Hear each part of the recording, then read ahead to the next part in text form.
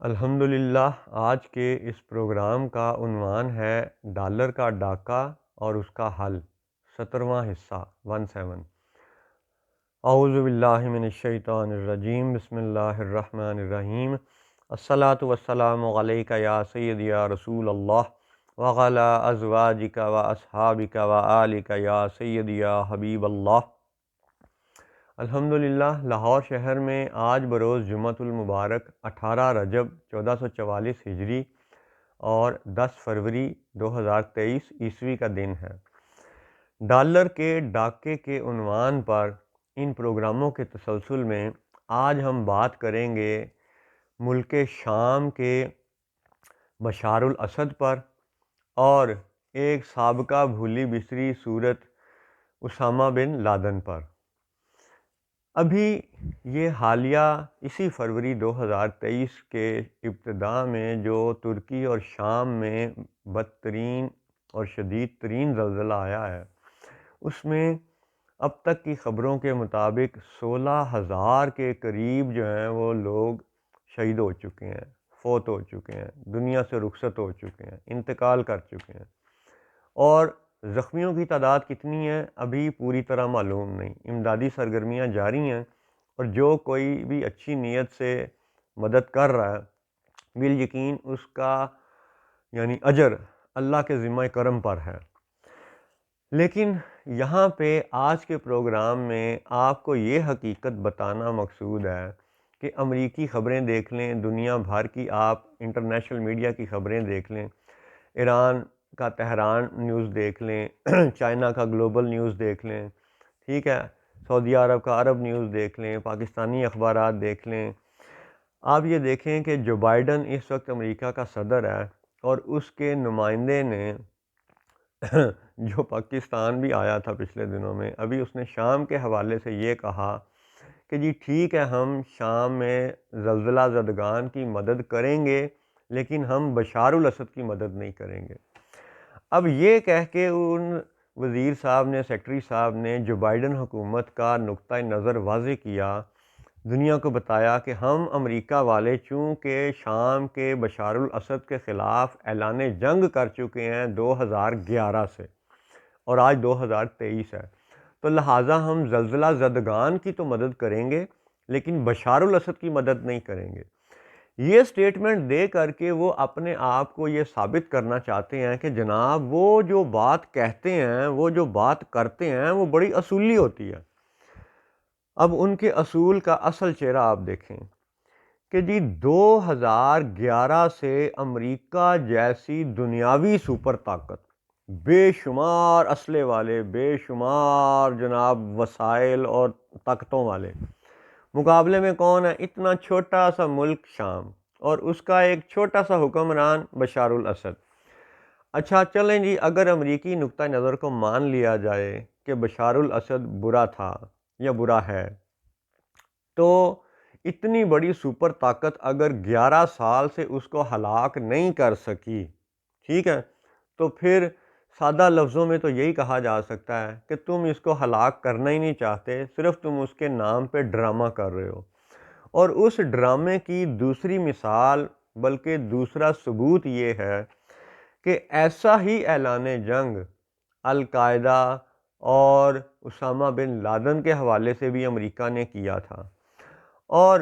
منافق کا کردار یہ ہوتا ہے کہ اس کا دجل، اس کا جھوٹ، اس کا تضاد، اس کا 180 ڈگری کا فیس شفٹ، یعنی اس کا جھوٹ وہ ظاہر ہوتا چلا جاتا ہے۔ اور اس کا امریکہ کا جھوٹ اور دجل یہ ہے کہ اسامہ بن لادن کے خلاف بھی تو امریکہ نے جہاد کا اعلان کر رکھا تھا، جنگ کا اعلان کر رکھا تھا، ٹھیک ہے، اسی جنگ کے تسلسل میں 20 سال وہ فوجیں لے کر کے افغانستان کے اندر گھسا رہا، اور کتنی اس نے وہاں کی معدنیات لوٹیں، کتنے ہیرے جواہرات لوٹے، یہ تو چلیں ایک الگ بحث ہے، ٹھیک ہے، چلو جی مان لیا کہ وہ بڑی خدمت ہی کرنے آیا تھا اپنی طرف سے، تو جو بھی اس نے افغانیوں کی خدمت کی سو کی، لیکن اسی 20 سال دورانیے میں یہ واقعہ رونما ہوا کہ اسامہ بن لادن کو ایبٹ آباد کے قریب، پاکستانی شہر ایبٹ آباد کے قریب یہ کہہ کر دکھایا گیا میڈیا کے ذریعے کہ جی ہیلی کاپٹر اور فلانا آپریشن کیا گیا اور اسامہ بن لادن کو ٹریس کر کے ڈھونڈ کر کے پاکستان میں مارا گیا۔ یعنی جب امریکہ اسامہ بن لادن کے خلاف اعلان جنگ کر کے افغانستان میں کودا ہوا تھا اور اسی عرصے میں اسامہ بن لادن جب پاکستان میں آیا تو امریکی فوجوں نے پاکستان میں گھس کر کے اسامہ بن لادن کو مار دیا۔ اب اصل میں مرا یا نہیں مرا، دنیا والے یہ بھی سوال اٹھاتے ہیں، لیکن چلے مان لیتے ہیں میڈیا کے مطابق کہ جی امریکہ نے اس کو مار دیا، اور بقول ان کے کہ اس کی لاش پانی میں بہا دی۔ یہ بھی ایک ڈرامہ تھا کہ دنیا کو دکھاؤ تو صحیح اس کی لاش۔ اللہ اکبر۔ اچھا چلیں آپ اس بات کو یہ دیکھیں کہ بشار الاسد کے خلاف جب امریکہ جنگ کا اعلان کرتا ہے، ٹھیک ہے، اور 2011 سے اب 2023 تک وہ بشار الاسد زندہ ہے، جیتا جاگتا ہے، ٹھیک ہے، تو منافقت امریکہ کی آپ یہ دیکھیں کہ اسامہ بن لادن کے خلاف جنگ کا اعلان کیا گیا، اور جب وہ پاکستان میں گھسا تو حالانکہ پاکستان اتحادی تھا امریکہ کا، اور امریکہ نے پھر بھی پاکستان میں گھس کر کے اسامہ بن لادن کو مارا۔ تو اب یہ جو بشار الاسد ہے جس کے زلزلے کے حوالے سے تم اس کی مدد نہیں کرنا چاہتے، یہی بشار الاسد تمہارے امریکی اتحادی اور اسرائیلی اتحادی دبئی کے اندر گیا اور باقاعدہ دبئی کے حکمرانوں سے ملاقات کر کے آیا، شاہی محلات کا دورہ کیا۔ شاہی محلات وہ ہوتے ہیں جہاں پہ انتہائی سخت سیکیورٹی ہوتی ہے، بہت زیادہ اسپیشل فورسز کے لوگ وہاں پہ تعینات ہوتے ہیں، اسپیشل سروسز گروپ کے لوگ وہاں پہ ہوتے ہیں، فوج ہوتی ہے، بڑے ادارے ہوتے ہیں۔ تو اس بشار الاسد نے جب دبئی کے محلات کا دورہ کیا تو تم نے دبئی میں گھس کر کے شاہی محل میں آئے ہوئے اس بشار الاسد کو قتل کیوں نہیں کیا؟ اگر تم اسامہ بن لادن کو پاکستان کے اندر گھس کے مار سکتے ہو تو دبئی کے شاہی محلات میں آنے پہ حافظ بشار الاسد کو قتل کیوں نہیں کیا؟ یہ ہے تمہاری وہ منافقت کہ جو تم ہر طرف جس بات کا ڈھنڈورا پیٹتے ہو امریکہ والوں، حکمرانوں، اسی بات کی تم خود خلاف ورزی بھی کرتے ہو۔ اچھا یہ ایک پہلو تھا کہ بشار الاسد دبئی گیا اور شاہی محلات سے زندہ واپس آ گیا، تو بشار الاسد کا دبئی جانا اور شاہی محلات سے زندہ واپس آنا یہ دبئی کی بھی منافقت کا ثبوت ہے اور امریکی حکمرانوں کی بھی منافقت کا ثبوت ہے۔ پھر اس دورے کے بعد دبئی کا وزیر خارجہ ملک شام گیا اور بشار الاسد کے محل میں جا کے اس سے ملا، تو وہ بھی بڑا اچھا موقع تھا بشار الاسد کو قتل کرنے کا۔ تو اے امریکہ والو، تم نے اس کو قتل کیوں نہیں کیا؟ اس کا مطلب ہے کہ تم اسے قتل کرنا ہی نہیں چاہتے، تم صرف شام کے اس خطے میں اس لیے تہس نہس مچانا چاہتے ہو کہ شام اور دمشق میں سیدنا عیسیٰ بن مریم علیہ السلام کے نزول کے جو واقعات بیان کر دیے گئے ہیں، تم اس واقعے کے رستے میں جو رکاوٹ بننے کی کوشش کر رہے ہو اور عام انسانوں کو قتل کر رہے ہو، اور مدد کے نام پہ یہ سیاسی ڈرامہ لوگوں کو دکھاتے ہو کہ جی ہم زلزلہ زدگان کی مدد کریں گے اور بشار الاسد کی مدد نہیں کریں گے۔ تو اب اسی ساری بات کو کرنے کا مقصد یہ ہے کہ زلزلہ یا قدرتی آفت تو ایسی چیز ہوتی ہے کہ جب ایک عام بندہ بھی نرم دل ہو جاتا ہے، دشمن کو بھی معاف کر دیتا ہے اور اس میں سیاست کو نہیں گھساتا، اور ان نام نہاد انسانی حقوق کے چیمپئنز کا حال یہ ہے کہ خواہ شام کا زلزلہ ہو، خواہ پاکستان کا زلزلہ ہو، خواہ پاکستان کا سیلاب ہو، یہ انسانی حقوق کی سب سے زیادہ خلاف ورزی کرنے والا گروہ مختلف طرح کے ظلم و فساد میں مبتلا ہے، جھوٹ بولتا ہے، اور ان کے جھوٹ کا ایک تسلسل یہ بھی ہے کہ جس کی یہ ظاہری طور پہ مدد کرتے ہیں، حقیقی طور پہ یہ تباہ بھی اسے خود کرتے ہیں۔ یاد رہے کہ آسٹریلیا کے صحافی، وہ جو انجینئر تھا، جولین اسانج، جس نے کہ سعودی عرب کے حکمرانوں اور امریکی حکمرانوں کی وہ ای میلز پبلک کر دی تھیں، لوگوں کو دکھا دی تھیں کہ جس میں دونوں نے مل کر کے آئی ایس کو بنانے کے وہ باتیں اور معاہدے کیے تھے۔ اور اب تو ہندوستان کے ہندو بھی کہہ رہے ہیں کہ مسلمانوں کی تیل کی دولت اور دیگر معدنیات کو لوٹنے والا آج کا امپیریلسٹ امریکہ ہے، جیسے سابقہ وہ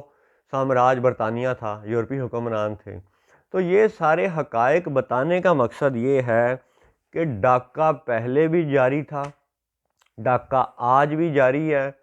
اور آج کا ڈاکہ اس کی اہم ترین شکل یہ فوریکس کی پیرٹی چینج کرنا ہے۔ تو پچھلے پروگرام میں بھی آپ کو وضاحت کر دی گئی کہ کرنسی کی بے قدری یہ جرم ہے، انفلیشن جرم ہے۔ اگر انفلیشن کے نام پر پاکستانی روپے کو بے قدر کیا جا رہا ہے، سیلاب جیسی آفت کے بعد بھی کیا جا رہا ہے، ایک تو یہ ویسے ہی ظلم ہے، انسانی اخلاقیات کے حوالے سے جرم ہے کہ مرے ہوئے کو تم اور مارنے آ گئے ہو۔ دوسری بات کہ اگر انفلیشن کے نام پہ پاکستانی کرنسی کو ڈی ویلیو کیا جا رہا ہے، تو پھر اس ڈی ویلیویشن کا سب سے زیادہ جو اثر ہونا چاہیے وہ امریکی ڈالر پہ ہونا چاہیے۔ دنیا کی سب سے جو ذلیل ترین، کم ترین، ہلکی ترین، گھٹیا ترین کرنسی ہونی چاہیے وہ ڈالر ہونی چاہیے۔ اس کا ثبوت، اس کی دلیل یہ ہے کہ آئی ایم ایف نے جس طرح غبارے میں ہوا بھر کے دنیا کو دکھایا ڈالر ڈالر ڈالر، اتنا تو امریکی حکومت کے پاس خزانے میں نہ سونا ہے، نہ ان کے پاس اتنا پٹرول تھا۔ پٹرول تو اب نکلا نا امریکہ کا، شیل نام کی وہ باقیات میں سے۔ تو نہ امریکی حکومت کے پاس اتنا سونا ہے کہ جتنے ڈالر پھیلا دیے گئے۔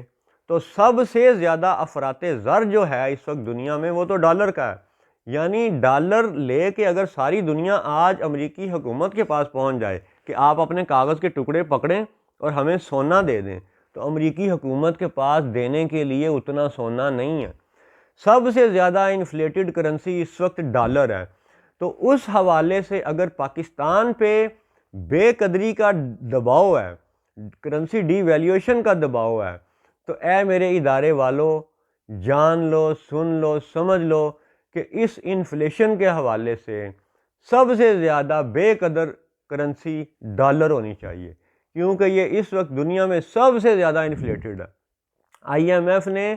اتنے نوٹ، اتنے ڈالر لوگوں میں بانٹ دیے ہیں کہ وہ سب لوگ آج امریکی حکومت سے ڈالر مانگیں تو امریکی حکومت اتنا سونا دے نہیں سکتی، لہٰذا یہ محض کاغذ ہی ہے۔ اور اب تو وہ کاغذ بھی دینے سے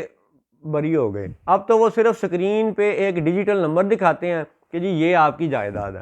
آپ چاہے ادھر سے کار خریدیں، موٹر سائیکل خریدیں، یہ صرف آپ نے نمبر کو دائیں بائیں کرنا ہے۔ اب تو وہ کاغذ دینے سے بھی گئے۔ یعنی جو دھوکہ جو کاغذ کے نام پہ دیا جا رہا تھا، اب وہ ڈیجیٹل شکل اختیار کر چکا ہے، کرپٹو کرنسی کی شکل اختیار کر چکا ہے۔ تو اس سارے ظلم کا، اس سارے دجل کا ڈرامہ یہ خاتمے کے قابل ہے، یہ معاہدے منسوخی کے قابل ہیں، اور ان معاہدوں کو منسوخ صرف ادارے والے کر سکتے ہیں، ایک ریڑھی بان نہیں کر سکتا، ایک تندور والا نہیں کر سکتا۔ تو اے ادارے والو، حالات کو دیکھو، غور کرو، قرآن و حدیث پہ غور کرو، عالمی حالات و واقعات پہ غور کرو، اور اللہ کا واسطہ ہے اپنے لوگوں پہ، اپنی عوام پہ، اپنے ملک پہ رحم کرو، اور کم از کم اپنے ایمان کی تو حفاظت کرو۔ السلام علیکم ورحمۃ اللہ وبرکاتہ۔